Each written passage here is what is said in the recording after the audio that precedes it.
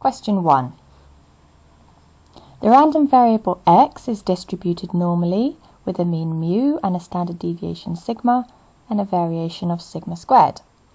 Given that the probability that x is greater than the mean plus some number a is 0.35, where a is a constant, we need to find these things. So let's begin by drawing a picture of this situation. So we're saying that x, random variable x,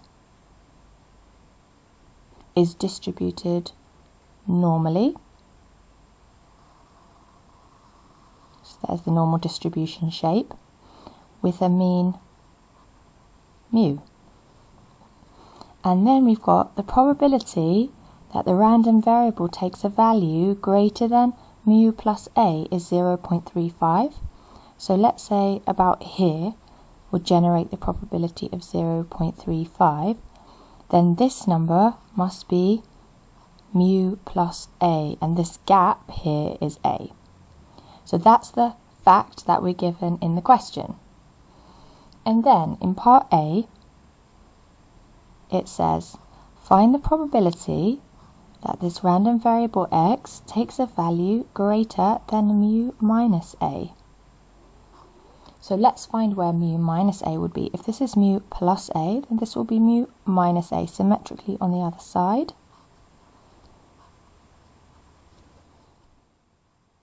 And we're asked to find the probability that x takes a value greater than this. So that means we're looking for this area,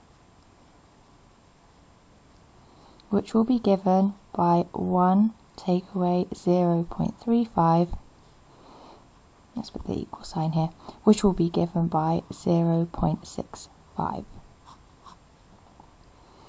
Then in part B, we're asked for the probability that x is between mu minus a and mu plus a. So that's this section in here. That's where we're between mu minus a and mu plus a. And how could we find this area? Well, there are different ways to do it, but one of the ways to do it is to take the whole area and subtract 0.35 twice, as in take 1 and subtract 0.7, giving an answer of 0.3. Then in part C, we're asked to find the probability that x takes a value less than mu plus a, given that we've told you that x is greater than mu minus a. So let's see about this.